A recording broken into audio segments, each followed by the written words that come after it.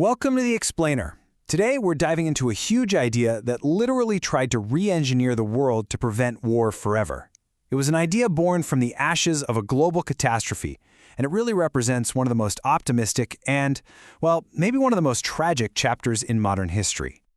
Think about it. After the First World War, a conflict that wiped out millions of people, this wasn't just some philosophical question you'd debate in a classroom. It was an urgent, global mission.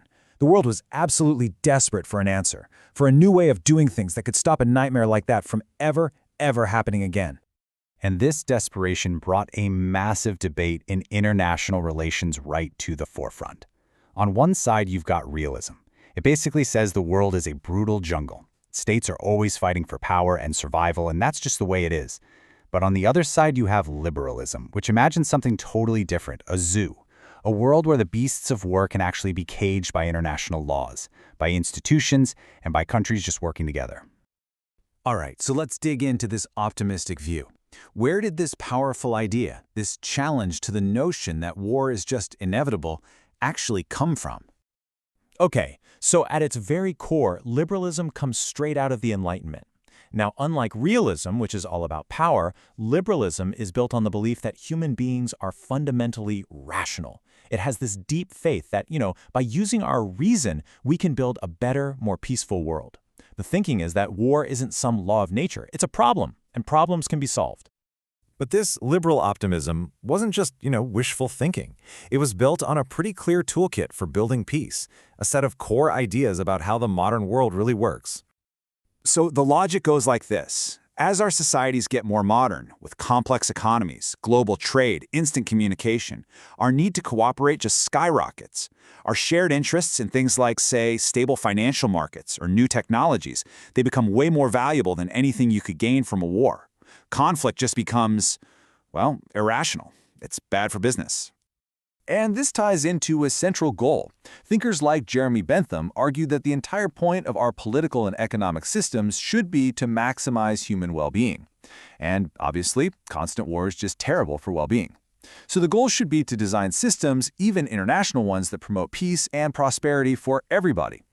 Now, here's a crucial point. Liberals see states in a totally different way. A realist looks at a state and sees a Machtstaat, that's a power state, driven only by its own strength. But a liberal sees the potential for a Rechtsstaat, a constitutional state, one that's governed by the rule of law. And the thinking is, if states respect laws and rights at home, they can learn to respect each other and follow international law too. But it's so important to remember, this optimistic theory wasn't cooked up in some peaceful seminar room. No, it was forged in the fires of the most brutal and seemingly senseless conflict the world had ever witnessed. The First World War was just mass destruction on an industrial scale. I mean, we're talking about battles like the Somme, where you'd have more than 100,000 casualties. The sheer scale of the slaughter was something no one had ever imagined before. It was called a bloody Holocaust, and it felt like it would never end. And to so many people, the war seemed to have lost any rational purpose. It was just an endless meat grinder, fueled by secret backroom deals and autocratic leaders who seemed completely disconnected from the human cost. As one person wrote at the time, it just felt like the world had gone completely mad. And into this madness steps a new protagonist, the American president, Woodrow Wilson.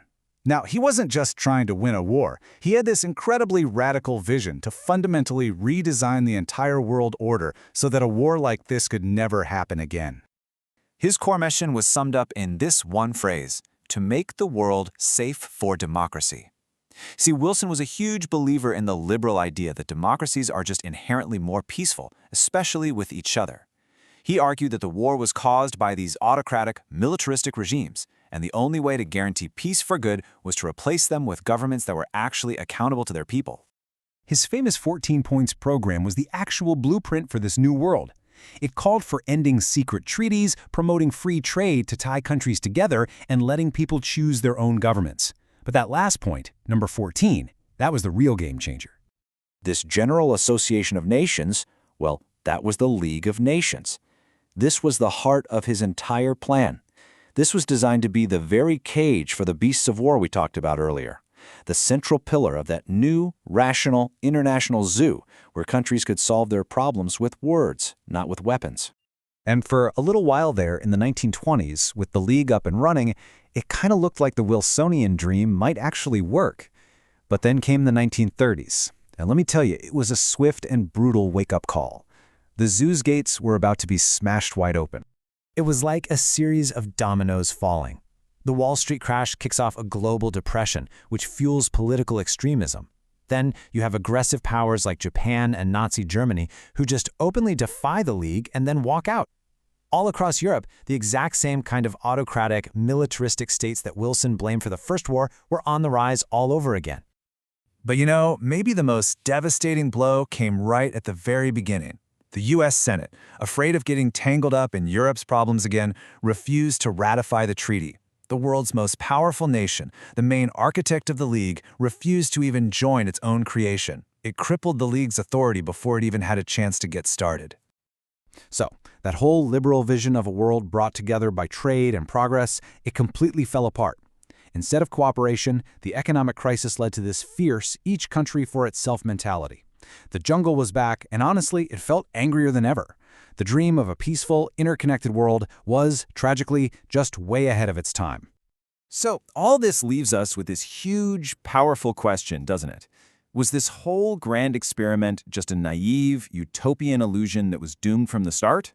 Or, even though it failed, does that dream of a world governed by reason and law represent a necessary goal, something that we can't ever afford to abandon? It's a debate that still shapes our world today, and it's definitely one worth thinking about.